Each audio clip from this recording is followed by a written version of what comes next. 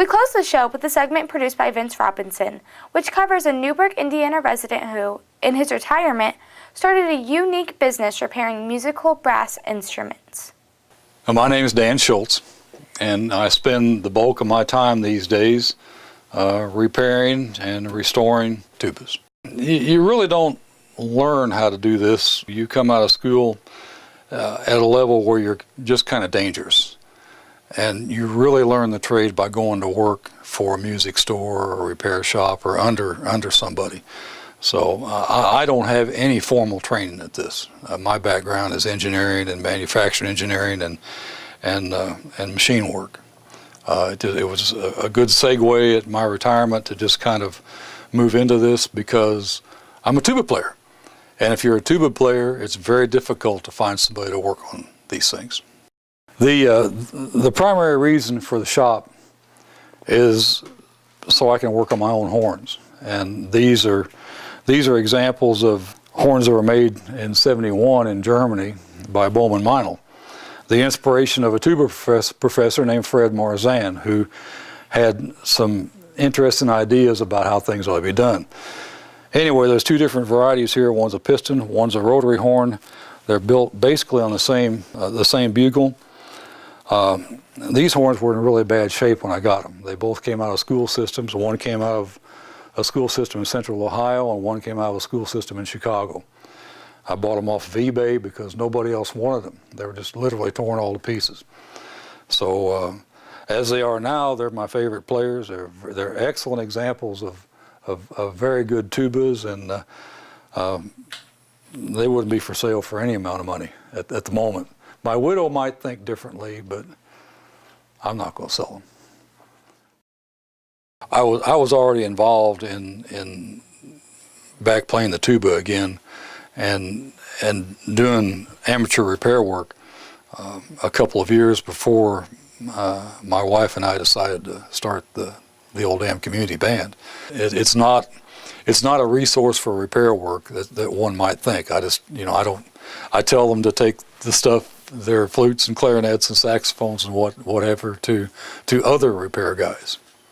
And if it's something like this, I'll work on it.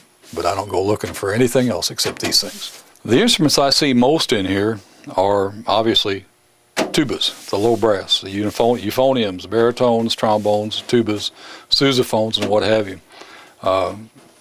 I see others because it's easy for people just to drop by. They see the sousaphone out in front, and there was a fellow just dropped by here last night that the mouthpiece was stuck in his daughter's trumpet.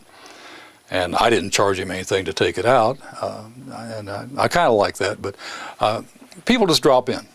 It's sort of fun. This is a King made in 1923. It's one of two that we know of, and it was made specifically for an orchestral musician to be used as what we call a pit tuba, an orchestra pit. And it was played on a stand like this, and the reason why it's so tall is so, if you've ever seen an orchestra pit, they're down below stage level. And the recording bell would project over the top of the orchestra pit. So they call this a pit model. It's Pit Model King. Very, very rare, not worth a lot of money, but it's worth a lot to me. A practical restoration would be one where it'd be more of a good play condition, where a horn is made ready to be used again. And this is a classic example here. This is owned by a fellow in New York, and it's an old Alexander. This thing is probably 110, 120 years old. And it's got a lot of issues, a lot of problems. The valves are shot on it. They need to be reconditioned. It's got some poorly done patches on it, some cracks and tears. The hardest part about repairing instruments is finding the parts when necessary. Obviously on a horn that's 120 years old, as I think this one is, almost everything on it was handmade to begin with. So a replacement part's going to have to be handmade again. There are no factory stocks, or there probably is not another one exactly like this anywhere left in the world that I could get parts from. So if something was severely broken or bent or mangled, I just have to make it. But the challenge here is basically the horn has to come almost completely apart all these major solder joints will be apart in order to get to the dents inside here and this one. The valve section will come apart. I'll send it to various places to have things replated and redone. And when it comes back, I'll reassemble it. And start to finish, we might be looking at 6 months, just part-time on a part-time basis. This horn's an example of what I do a lot of. It's actually a con body with a Yamaha valve section, and it's owned by a fellow with the Army Band out in Fort Riley, Kansas. He liked the con tuba, and he liked the Yamaha valve, so he asked me, he says, can you put a Yamaha valve section on a con tuba? Didn't know if I could or not, but the stock answer is sure. I had to make the lead pipe, and I had to make the main tuning slide, and there's a couple of transitions in here that had to be made, and basically the valve section is just grafted onto the rest of the horn. Looks like a factory job, but it wasn't. Far from it. Steel ball.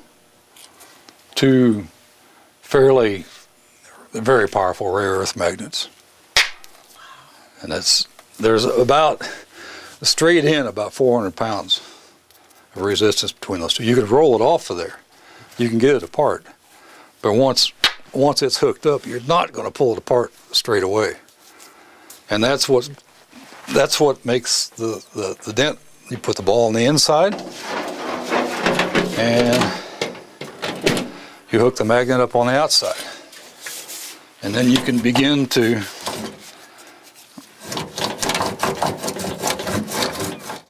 now you can see this area up here is gone. It's going to take a little more work and probably a little heat to get that to come out. Well, what's going on there is there's two layers of material. You got the brass and then you got the nickel silver, and between that there's solder. You don't really heat it up to the point where the metal's beginning to melt, but you heat it up to the point where the solder's melted. And now you can start moving stuff around because you've basically split up the three layers of material there. This horn sounds really bad now because I haven't been through it yet. But the older horns, now this is a legendary horn here. This is an Alexander. When I'm through working over doing a play condition on a tuba, I'll generally take it to a couple of rehearsals of bands I play with, just to make sure everything's right, because there's nothing like, I mean, you could pick it up and blow it 2 or 3 times and put the tuner on it and see that it's functioning okay, but there's nothing like really putting a horn through its paces. I mean, just actually getting to know it over a couple of days before you turn it back over to somebody else. So and the really thrilling thing about that is I get to play them all. You know, I'm not confined just to the 7 or 8 that I own. I get to play all of them. This horn's another one that I picked up about 5 years ago. It's one of 2 or 3 that we know of. And what makes it so unique is the fact that it's what they call a con jumbo. It's the largest production sousaphone ever made. And you really don't get the impact of the size of this until you see the size of these final branches on this thing. Look like large pieces of stovepipe. But, you know, it's a huge horn, but it's pitched in the same pitch as this one or that one. They're all B-flat tubas. What I've got to do to it first and foremost, I've got to address, and I've already explained to the guy that owns this horn, it's not going to do me any good to spend a lot of time taking the dents out of it if the valves aren't in good condition. A couple of little dents in a horn might not have a dramatic impact on how it plays, but you get enough of them or large enough, then it does begin to affect the sound path. Sound's kind of acoustics are an interesting study anyway. What you're doing is you're setting up vibrations in a column of air inside that horn. And if it has to, if it's disrupted by dents and imperfections inside there, then yeah, it does change things. So the first thing I'm going to do is get this valve alignment to where it needs to be, and I'll do that with a borescope, which is a fiber optic. You know, I'll shove that fiber optic cable through here and I'll actually look at what those valves are doing and make the adjustments. And once I've got everything, the ports all in the line, and I've determined that there is a lot of play in these. Now, I have some mechanical things to do to it besides that. What's going on inside that rotor has to seal. Basically, the air path has to seal. And if they're worn too badly, then I'll have to take this valve section off and ship it off, and I'll have it replated and redone on the inside, things you can't see. Well, I'm done with it. For starters, all this will be gone.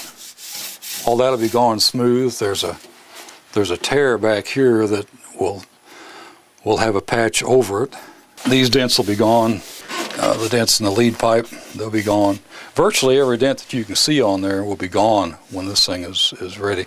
That's the gist of what I enjoy doing most, is just taking these old things apart and making them work again.